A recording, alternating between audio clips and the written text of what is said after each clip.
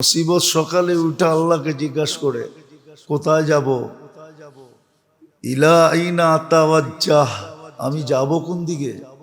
তা আল্লাহ বলে ইলা আউলিয়া ই, আমার বন্ধুদের কাছে যা, আমার আপন মানুষের কাছে যা। তো মুসিবত বলে আলা ইলা আদাইক, আপনার দুশ্মনদের কাছে যাব না? আল্লাহ বলে না। তো মুসিবত হাক্কা বাক্কা খাওয়া যায়, আশ্চর্য হয়ে যায়, এটা আবার কেমন কথা? যাওয়ার তো কথা দুশ্মনের কাছে, পাঠাইতেছে বন্ধুর কাছে। শরীর রোগে আক্রান্ত হয়, এটা তো মানুষ মাইনা নেয়। বার্ধক্যের কারণও হয়, আবার বিভিন্ন কারণেও হয়। এটা বোঝা সহজ, বোঝানো সহজ, মানাও সহজ, কিন্তু আসলে মানুষের ভিতরটা যে রোগে আক্রান্ত হয় এটা মানুষ মানতে চায় না। আর না মানার কারণও আছে। শরীরে আক্রান্ত হওয়ার গবেষণা, প্রত্যেক দেশে গবেষণাগার আছে, গবেষণার জন্য রোগ নিয়োজিত আছে। আবার রোগ প্রতিরোধ করার জন্য যত ব্যবস্থাপনার দরকার হয় ওই ব্যবস্থাপনাও আছে। বিদায় চর্চা আছে, আলোচনা আছে, প্রচার আছে, প্রসার আছে। বিদায় এটা সহজে বুঝে আসে যে মানুষের দেহটা রোগে আক্রান্ত হয়, কিন্তু মানুষের ভিতরটাও রোগে আক্রান্ত হয়।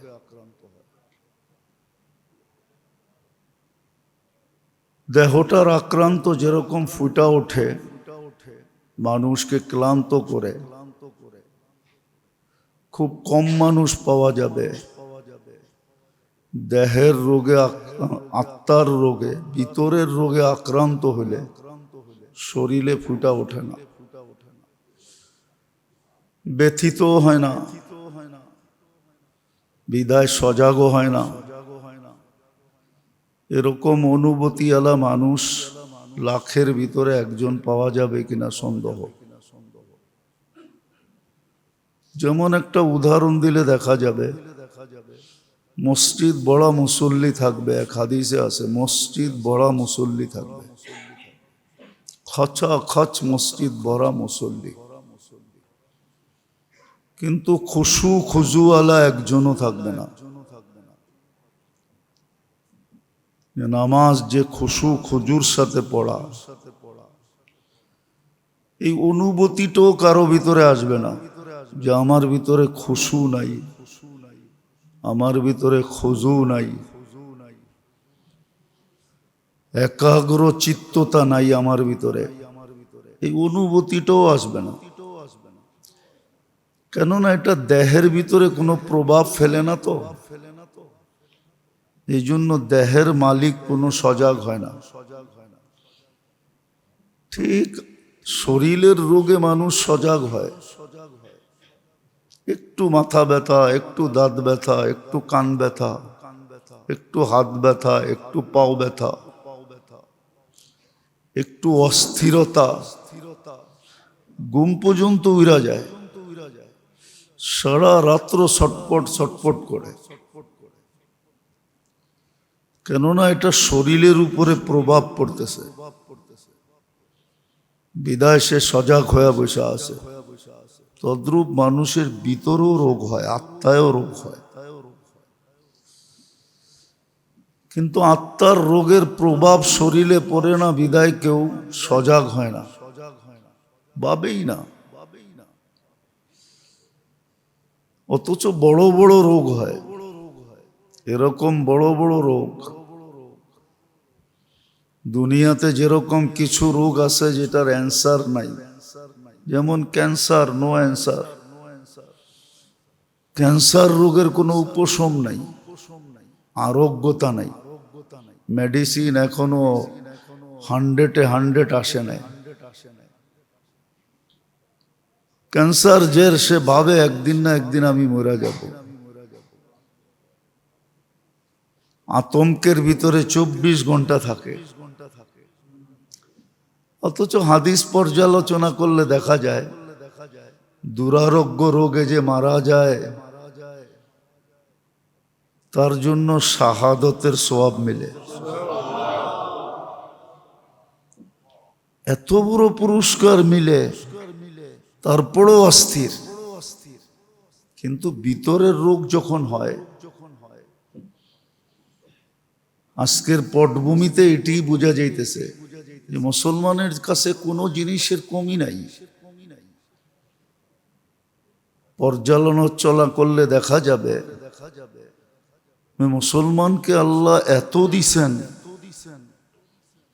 যে মুসলমানের কাছে রাখার জায়গা নাই। যদি মুসলমানের কাছে রাখার জায়গা থাকতো তাহলে আপনি আমাকে যুক্তি দিয়ে বোঝান মুসলমানের টাকা কেন বিদেশের ব্যাংকে যেত? বিদেশের সমস্ত বিদেশি ব্যাংকগুলা মুসলমানের টাকা দিয়ে ভরা। সুইস ব্যাংক কাদের টাকা দিয়ে ভরা? যত নামি দামি ব্যাংক আছে সব মুসলমানের টাকা দিয়ে ভরা। আল্লাহ তো মুসলমানদেরকে কোনো অভাব দেন নাই। একটা যুগ ছিল অভাবের, মানি আমি, কিন্তু এটা কোরবানি যারা করার তারা করে চলে গেছে। বাপ বড় কোরবানি করছে, কিন্তু ছেলে এখন প্যারাডো চালায় না, নাই এরকম? চলেন আমরা আজকেই দেখি, আমরা যতটুক চলাফেরার বাহন ব্যবহার করি, আমাদের বাপ চাচারা কি এর 100 ভাগের 1 ভাগ করছে? তাহলে কোরবানি যারা করার তারা করে চলে গেছে, কবরে চলে গেছে। আমরা এখন সচ্ছলতার যুগে আছি, তারপর মুসলমানের এই দুরবস্থা কেন? আর্থিক দিক দিয়ে তো মুসলমান কম না, অনেক উচ্চাঙ্গে। আর্থিক সচ্ছলতা যতটুকু মুসলমানের আছে, যতই উন্নত উন্নত উন্নত বলুক, অতটুকু সচ্ছলতা কারো জীবনে নাই। খালি রাস্তা সুন্দর, বাড়িঘর দেখতে সুন্দর, হ্যাঁ বাড়িঘর দেখতে সুন্দর, এটাই মনে হয় আমাদেরকে আকৃষ্ট করে, ঠিক না? জানতো আপনি উন্নত দুনিয়ায় কোন বেটায় বাড়ি বানাইছে লোন নেয় নাই? ও তো লোনের পাহাড়ের নিচে চাপা পড়া, লোনের পাহাড়ের নিচে চাপা পড়ে আছে। যা কামায় সিংহবাগ। আমাদের দেশের তো নিম্নমানের চাকরিজীবীও মাসের শেষে টাকাটা নিজের হাতে গুনতে পারে। কম হোক বেশি হোক, এটা গণাও একটা কি আনন্দ, ঠিক না? হ্যাঁ, জান না উন্নত দুনিয়ায় কেউ টাকা গুনতে পারে কিনা? যান ঘুরে দেখা আসেন। ও টাকা তো ব্যাংকের অ্যাকাউন্টে যায়, যে যে পাওনাদার তার কাছে অটোমেটিক চলে যায়। সে তো কোনোদিন টাকা গয়নাও দেখতে পারে না। আপনি তো 5,000 টাকা গয়না দেখতে পারেন যে 5,000 টাকা পাইলাম। টাকা গণারও একটা স্বাদ আছে, নোট চোখে দেখাও একটা স্বাদ আছে। ওরা তো কোনোদিন স্বাদ দেখে না। জিজ্ঞাসা করেন কারো আত্মীয় স্বজন বিদেশে থাকলে, উন্নত দেশে থাকলে, উন্নত আমেরিকা, কানাডা, অস্ট্রেলিয়া, ইউরোপ, জিজ্ঞাসা করেন ওকে, ও গয়না দেখতে পারে কিনা।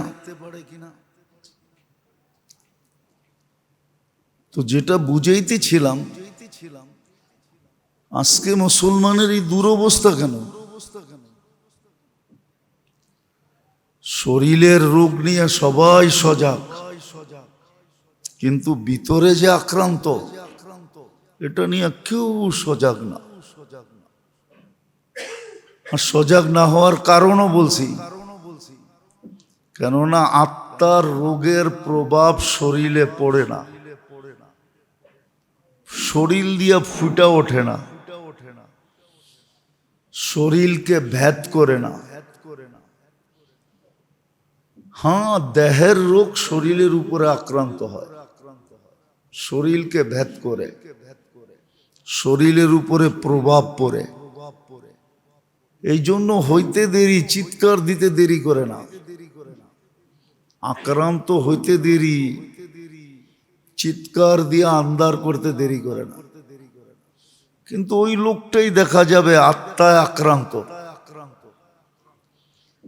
শরীরের রোগ তো হাজারো আছে, আগেও বলছি এখনো বলতেছি। হাজারো রোগ আছে, হাজারো না। মুসলমানের মাথা ব্যথায় যেই সোয়াব পায়, মাথা ব্যথায়, মাথায় যখন ব্যথা হয় আর ওটার উপরে সবর করে আল্লাহ আল্লাহ করে যে সোয়াব পায়, ওই সোয়াব ধরার মতো এই সৌরজগতে জায়গা নাই। হ্যাঁ, সত্য নাই, এই সৌর জগতের ভিতরে জায়গা নাই। কিন্তু তারপরও তো অস্থিরতার কমি নাই। কিন্তু আত্মা যে রোগে আক্রান্ত, দুনিয়ার রোগ তো মানুষকে লাভ হাতে ধরায় দিবে, বেনিফিট পাওয়ায় দিবে, সে লাভবান হবে, সওয়াব পাবে। এই জন্যই তো আল্লাহ রসুল হাসতেছিলেন। জিজ্ঞাসা করছে হাসেন কেন? বলছে তোমাদের অবস্থাকে ভাবতে যেয়ে হাসতেছি। কাঁটা বিঁধলেও তোমরা সওয়াব পাও, কাঁটা বিঁধলেও সওয়াব মেলে। কিন্তু আত্মার রোগে যে আমরা আক্রান্ত, যার কারণেই মুসলমানের এই দুরবস্থা। যে যতই যুক্তি দেখ না কেন, যে যতই যুক্তি দেখ না কেন, যে মুসলমানের কাছে এটা নাই, সেটা নাই, এই নাই, সেই নাই। আমাদের সমাজে একটা কথা মাঝে মাঝে পত্রিকায় লেখে, মিডিয়ায় বলে যে প্রকৃতির সামনে সবাই ধরাশায়ী। বোঝেন? বাংলা বুঝছেন? প্রাকৃতিক দুর্যোগের সামনে সবাই কি, যত বড় শক্তি হোক। আচ্ছা, প্রাকৃতি জিনিসটা কি বলেন তো? এটা আল্লাহর কুদরত। আল্লাহর, এটা কি? আল্লাহর কুদরত। এটার নামই আল্লাহর কুদরত, এটার নামই আল্লাহর শক্তি। যে সাইক্লোন আসতেছে দায়া, কিন্তু তীর কামান সবই আছে, কিন্তু কারো কাছে করার কোনো ক্ষমতা নেই। সব বেবস হয়ে বসে আছে, ঠিক না? এটাকে প্রাকৃতি বলে। কিন্তু প্রাকৃতি আসলে হলো আল্লাহর শক্তি এবং আল্লাহর কুদরত। আচ্ছা, মাইনা নিলাম এই প্রাকৃতি আমাদের পক্ষে যদি হয়ে যায়, তাহলে আপনার আর কোন অস্ত্রের দরকার বলেন? প্রাকৃতি যদি আপনার পক্ষে হয়ে যায়, আপনার বিরুদ্ধে না যায়, পক্ষে যায়, তাহলে আর কি লাগবে আপনার বলেন? আল্লাহ তো এটাই বলছিল যে আমি তো তোমাদের পক্ষে। মোমেন মুসলমানের পক্ষে আল্লাহ, বিরুদ্ধে না।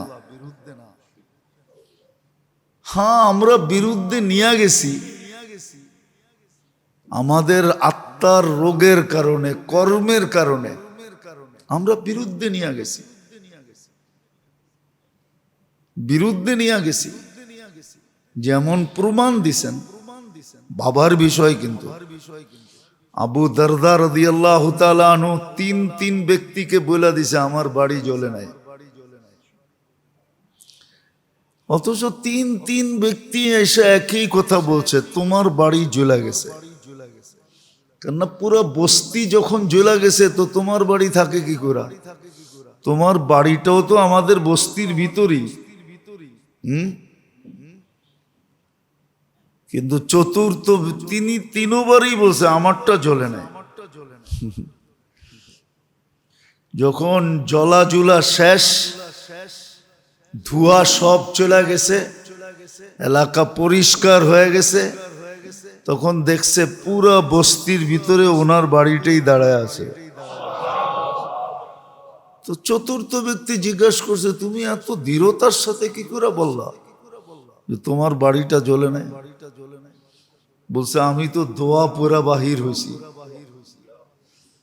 দোয়ার সাথে তো আল্লাহ আল্লাহর রসুলের অঙ্গীকার ছিল। আমি তোমাদের চোখের দেখাকে মিথ্যা বলতে পারি, তোমাদের দেখাকে মিথ্যা বলা কোনো অসুবিধা নেই, কোনো সমস্যা নেই। তোমরা ভুলও দেখতে পারো, চক্ষু মাঝে মাঝে মানুষকে ভুলও দেখায়, চক্ষু মাঝে মাঝে মানুষকে ভুলও দেখায়, কান মাঝে মাঝে মানুষকে ভুলও শোনায়, জবান মানুষকে মাঝে মাঝে ভুলও বলায়, হাত মানুষের হাত মাঝে মাঝে ভুলও ধরায়, পাও মাঝে মাঝে ভুল দিকেও চালায়, ব্রেন মাঝে মাঝে ভুল জিনিসও চিন্তা করে। সবগুলোর ভিতরে ভুলের সংমিশ্রণ আছে, কিন্তু আল্লাহ আল্লাহ রসুলের কথার সাথে তো ভুলে কোনো সংমিশ্রণ নাই। উনি তো বলছেন এই দোয়া যে সকালবেলা পড়বে সন্ধ্যা পর্যন্ত হঠাৎ বিপদ এখানে আসতেই পারে না। আর আগুন লাগাটা তো হঠাৎ বিপদ ছিল, তা আমি তোমাদের কথা বিশ্বাস করি তো করি কি করে? আল্লাহ যদি প্রমাণ না দিতেন তাইলে না কথা ছিল, প্রমাণ তো আছে, হাজারো প্রমাণ রাখা আছে। তো যেটা বুঝাইতেছিলাম, দেহের অসুস্থতা আমাদেরকে অস্থির করে ফেলে, কিন্তু আমরা যে বিতর্কতভাবে আত্মাগতভাবে অসুস্থ, যেটার কারণেই মুসলমান আজকে এত পিছে, সব থাকা সত্ত্বেও পিছে। আল্লাহ পক্ষে আল্লাহ অঙ্গীকার দেওয়া সত্ত্বেও পিছে, নাইলে মুসলমানের এই দুরবস্থা হবে কেন? যেই দুরবস্থার চিত্র আজকে আমাদের সামনে ফুটে উঠতেছে, যেই দুরবস্থার চিত্র আমাদের সামনে দিন দিন প্রস্ফুটিত হইতেছে, আর এই কথা সত্য। আমাদের একটা প্রবাদ বাক্য আছে, সোজা আঙ্গুলে ঘৃণা উঠলে বলেন না, আল্লাহ একটু বলে দিছে সোজা যদি না চলো তাহলে তোমাদেরকে বেকা আঙ্গুল দিয়ে চালাবো। এই প্রবাদ বাক্য আল্লাহ বলছে, শুধু মানুষ বলে নাই যে সোজা আঙ্গুলে ঘৃণা উঠলে বেকা আঙ্গুল দিয়ে উঠাবো। কি মুখে না মানলে হাত দিয়া মানাবো, একটু আল্লাহ বলে দিছে ইল্লাম ইয়াতুবু ফাআনা তাবিবুহুম। সোজা হয়ে যদি না চললা তা আমি বেকা করব, বেকা করব। কেননা এটার পিছনে একটা কারণ আছে। হ্যাঁ, তোমাদেরকে জন্ম দিছি নিষ্পাপ, অঙ্গীকার বন্ধুর সাথে লজ্জিত করব না। বন্ধুকে কিয়ামতের দিন লজ্জিত করব না। বিদায় বন্ধুর সামনে যাওয়ার আগে যতটুক সম্ভব তোমাদেরকে ওয়াশিং মেশিনে ওয়াশ করব।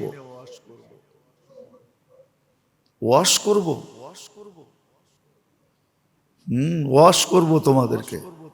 এই জন্য মুসিবত দুই তিন কারণে আসে। একটা তো মুসিবত কারো উপরে আসে মর্তবা বাড়ানোর জন্য, পদ বাড়ানোর জন্য, পদ বাড়ানোর জন্য মুসিবত আসে। হাদিসে সুস্পষ্ট আছে, মুসিবত সকালে উঠে আল্লাহকে জিজ্ঞাসা করে কোথায় যাব, ইলা আইনা আতাওয়াজ্জাহ, আমি যাব কোন দিকে? তা আল্লাহ বলে ইলা আউলিয়া ই, আমার বন্ধুদের কাছে যা, আমার আপন মানুষের কাছে যা। তো মুসিবত বলে আলা ইলা আদাইক, আপনার দুশ্মনদের কাছে যাব না? আল্লাহ বলে না। তো মুসিবত হাক্কা বাক্কা খাওয়া যায়, আশ্চর্য হয়ে যায়, এটা আবার কেমন কথা? যাওয়ার তো কথা দুশ্মনের কাছে, পাঠাইতেছে বন্ধুর কাছে। তো মুসিবত জিজ্ঞেস করে কেন? আল্লাহ বলে ইন্নী উরিদু আন উআযযিবাহুম, দুশ্মনদেরকে আরো শাস্তি বাড়ায়া দিতে চাইতেছে। এই জন্য তুমি ওদের কাছে গেলে বেনিফিট দিতে হবে, বিদায় বেনিফিট দিতে চাই না, লাভ দিতে চাই না। বলছে বন্ধুদের কাছে কেন যাব? বলে দুই কারণে। ইন্নী উরিদু আন উতাহহিরাহুম, একটা হলো আমি ওদেরকে পবিত্র করতে চাই, এটা হলো প্রথম কারণ। বেকা আঙ্গুল, এটার নামই বেকা আঙ্গুল, আমি ওদেরকে পবিত্র করতে চাই। আচ্ছা বলেন তো সত্য করে, করোনার সময় যতটুকু আল্লাহ আল্লাহ করছেন, বলেন আজকে ওর 100 ভাগের 1 ভাগ করেন? না, সবাই মনে হয় মানে নাই। করোনার সময় যতটুকু আল্লাহ আল্লাহ করছেন যেন করোনা না হয়, ঠিক না? দোয়ার ছড়াছড়ি ছিল, প্রত্যেক মসজিদের সামনে করুণার দোয়া লেখা। এখন কোন মসজিদের সামনে করুণার দোয়া লেখা নেই, আছে নাকি? প্রত্যেক বাড়ির গেটে করুণার দোয়া লেখা, এখন কারো গেটে করুণার দোয়া লেখা নেই। অথচ এই দোয়া তো আজীবন পড়ার জন্য দিছিলেন, শুধু করুণা হওয়ার জন্য দিছিলেন নাকি? আল্লাহুম্মা ইন্নী আউযু বিকা মিনাল বারাসি ওয়াল জুযামি ওয়া মিন সাইয়্যিল আসকাম, এটা তো সারা জীবন পড়ার লেগে দিছিলেন, যে ডেইলি সকাল বিকাল পড়ো। কিন্তু করোনার সময় যতটুকু আল্লাহ আল্লাহ করছি, আচ্ছা বলেন বিপদে পড়লে যতটুকু আল্লাহকে ডাকে, বিপদ সেরা গেলে এতটুকু ডাকে নাকি? অথচ আল্লাহকে ডাকা তো উচিত ছিল 24 ঘন্টা, ঠিক না? কেন 24 ঘন্টাই তো নেয়ামতের ভিতরে ডুবা আছি। যদি 24 ঘন্টা আমার উপরে নেয়ামত বর্ষিত না হইতো, এই জন্যই তো এক জায়গায় বড় আক্ষেপে বলছেন, শব্দটা আল্লাহর জন্য শোভনীয় না, কিন্তু আমার কাছেও দ্বিতীয় শব্দ নাই, জানা নাই, হয়তো ডিকশনারিতে আছে। আল্লাহ বড় আক্ষেপের সাথে বলা যেতে পারে, বড় ব্যথা নিয়া, বড় দুঃখ নিয়া, যদি এগুলো আল্লাহর জন্য একটা শব্দ শোভনীয় না, বড় আশ্চর্যান্বিতার সাথে আল্লাহ বলতেছেন রহমতি ইলাইকা নাজিল, 24 ঘন্টা আমার রহমত তোর উপরে বর্ষিত হইতে থাকে। ওয়া মাসিয়াতুকা ইলাইয়া সাঈদ, আর 24 ঘন্টা তুই আমার দিকে নাফরমানি পাঠাইতে থাকিস। তারপরে আল্লাহ জিজ্ঞাসা করছে, বল তোর বিবেক কি বলে, এটা কি ঠিক? আমি 24 ঘন্টা রহমত পাঠাই, 24 ঘন্টা আল্লাহ আল্লাহ বলার অভ্যাস করা দরকার ছিল। উঠতে আল্লাহ, বসতে আল্লাহ, খাইতে আল্লাহ, লইতে আল্লাহ, চলতে আল্লাহ, ঘুমাইতে আল্লাহ, উঠা আল্লাহ, সব জায়গায় আল্লাহ আল্লাহ বলা দরকার ছিল। না 24 ঘন্টা রহমত নাযিল হইতেছে, নাহলে আপনি সুস্থ বসে আছেন কি করে? আরে সুস্থ আপনি বসে আছেন কি করে? হাজারো জিনিস শরীরের ভিতরে দেখানো যায়, একটু বাইরে গেলে মাথা নষ্ট, একটু কইমা গেলেও মাথা নষ্ট। মনে করেন যাদের ডায়াবেটিসের রোগী, ওদের সুগার বাড়লেও মাথা নষ্ট, কইমা গেল। আপনি যে বাড়েও না কমেও না, এই মেশিনটা আপনার শরীরে কোন জায়গায় ফিট করা? এই মেশিনটা যদি বিজ্ঞান বানাইতে পারতো তাহলে তো আমার শরীরও ফিট করে দিত নতুন একটা। বলবো আল্লাহর দেওয়াটা অকেজো হয়ে গেছে, অকেজো হয়ে গেছে দিত, সুগার কন্ট্রোল নাই। আপনারটা যে কন্ট্রোলে আছে, এই মেশিনটা কোন জায়গায় ফিট করা? ডাক্তারদেরকে জিজ্ঞাসা করেন তো যে এই মেশিনটা কোন জায়গায় ফিট করা। হাড্ডির কোন জয়েন্টের কোন পয়েন্টে ফিট করা, হাড্ডির কোন জায়গায় ফিট করা, রগের কোন রগের ভিতরে ফিট করা, বলুক ডাক্তারি দুনিয়া, বলুক আমাকে কোন জায়গায় ফিট করছে। হ্যাঁ হ্যাঁ, আপনার ভিতরে একটা সিস্টেম আছে, বুঝবেন কিনা জানি না, তারপরেও বুঝাইতেছি।